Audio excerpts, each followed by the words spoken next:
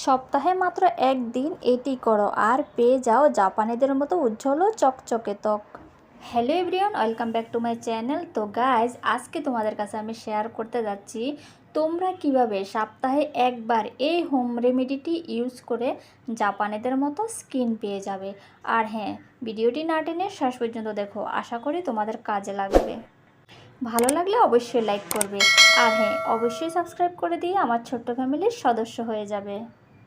তো গাইস, তোমরাও কিন্তু পারো জাপানিদের মতো উজ্জ্বল ও চকচকে স্কিন তৈরি করতে। জাস্ট তোমাদেরকে একটু মেহনত করতে হবে। তো কি করতে হবে সেটাই তোমাদের কাছে আমি শেয়ার করব।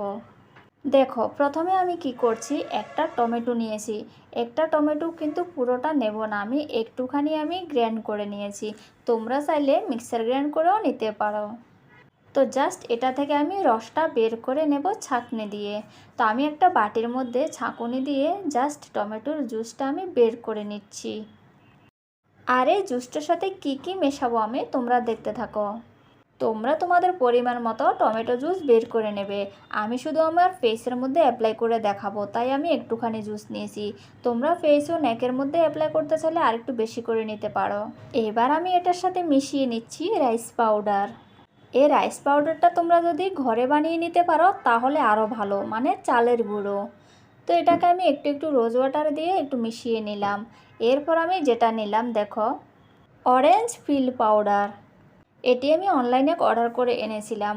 তো অনেকগুলো প্যাকেট আমি অর্ডার করেছিলাম, যেমন lemon peel powder, pomegranate powder, এরপরে neem leaf powder, orange peel powder, এরপরে মুলতানি মিট্টি, চন্দন পাউডার। তোমরা চাইলে অনলাইনে এটা অর্ডার করে আনতে পারো, না হলে কিন্তু তোমরা ঘরেও কিন্তু বানিয়ে নিতে পারো এই পাউডারগুলো। ঠিক আছে। জাস্ট অরেঞ্জ বা কমলা লেবু খাওয়ার পরে যে খোসাটা থেকে যায়, ওই খোসাটা তোমরা শুকিয়ে ভালো করে গ্র্যান্ড করে পাউডার বানিয়ে নিতে পারো। এবার আমি সবগুলোকে একটু একটু করে রোজ ওয়াটার দিয়ে ভালো করে মিক্স করে নিয়েছি। তোমরা রোজ ওয়াটার ঢালার সময় একটু খেয়াল রাখবে যাতে বেশি না পাতলা হয়ে যায়। পাতলা হয়ে গেলে কিন্তু আমাদের অ্যাপ্লাই করতে মুশকিল হবে। এবার দেখো কিভাবে অ্যাপ্লাই করতে হবে। আমি আমার ফেসটা আমার রেগুলার ফেস ওয়াশ দিয়ে ভালো করে ওয়াশ করে চলে এসেছি। ঠিক আছে। এবার দেখো আমি প্রথমে কি করব। এখানে আমি একটা আইস কিউব নিলাম। এই আইসটা আমি আমার ফ্রিজের মধ্যে একটা আইসক্রিমের ডাব্বার মধ্যে বানিয়ে নিয়েছি। এই আইসটা আমি জাস্ট 1 থেকে 2 মিনিটের মতো অ্যাপ্লাই করে নেব আমার ফেসের মধ্যে। তোমরা জানো না গাইজ, এই আইস কিউব অ্যাপ্লাই স্কিনের জন্য কতটা ভালো। এই আইস কিউব অ্যাপ্লাই করার ফলে আমাদের কি হয়, স্কিনটা হঠাৎ করে ঠান্ডা হয়ে ব্লাড সার্কুলেশন কিন্তু প্রথমে স্টপ হয়ে যায়।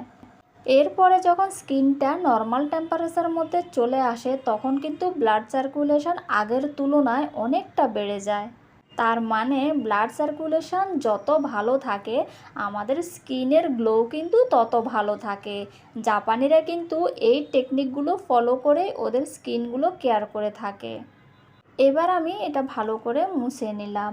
এবার আমি কি করব, এই যে প্যাকটা আমি বানালাম, ওই প্যাকটা কিন্তু একটু একটু করে আমার স্কিনটার মধ্যে, মানে ফেসের মধ্যে জাস্ট 2 মিনিটের মতো আমি হালকা করে ম্যাসাজ করে নেব। রাইস পাউডার কিন্তু আমাদের স্কিনের জন্য খুবই ভালো।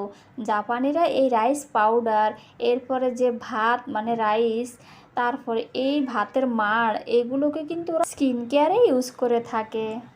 এবার আমি ফেসটাকে জাস্ট 2 মিনিটের মতো ম্যাসাজ করে এরপর বাকি যে প্যাকটা, এটাকে আমি একটু একটু করে পুরোটা স্কিনের মধ্যে অ্যাপ্লাই করে আমি ছেড়ে দেব 10 থেকে 15 মিনিটের জন্য।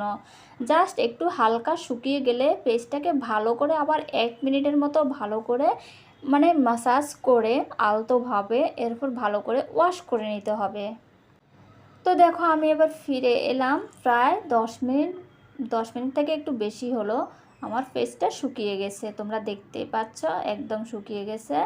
এবার আমি কি করব, একটু একটু জল দিয়ে ফেসটাকে জাস্ট 1 মিনিটের মতো আমি ম্যাসাজ করে নেব আবার। এরপরে আমি ট্যাপের তলা গিয়ে কিন্তু ফেসটাকে ভালো করে জলের ঝাপটা দিয়ে আমি ওয়াশ করে আসবো। তোমরাও কিন্তু তাই করবে, ট্যাপের তলা গিয়ে ফেসটাকে ভালো করে ওয়াশ করে আসবে।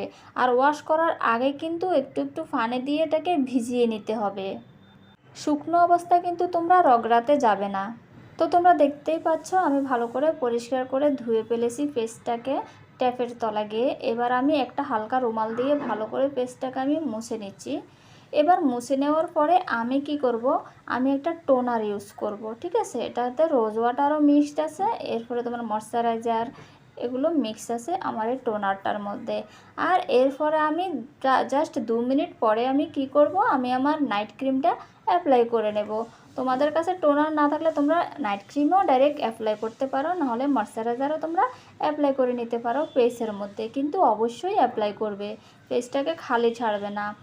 আর গাইজ এই রেমেডিটা কিন্তু তোমরা রাতের বেলায় করবে। সব রেমেডিগুলোই আমি তোমাদের সাজেস্ট করব রাতের বেলায় অ্যাপ্লাই করার জন্য। দিনের বেলায় কিন্তু অ্যাপ্লাই করার ফলে কি হয়, সূর্যের আলোর টাচ পড়লে কিন্তু আরও স্কিন কালো হয়ে যাওয়ার সম্ভাবনা থেকে থাকে।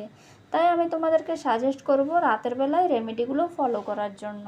তো গাইজ ভিডিওটি যদি একটু হেল্পফুল হয়ে থাকে অবশ্যই একটা ছোট করে লাইক করে দাও, আর অবশ্যই চ্যানেলটা সাবস্ক্রাইব করে দাও। তো আজকে এ পর্যন্তই, দেখা হবে পরের কোনো রেমেডিতে, পরের কোনো ভিডিও নিয়ে।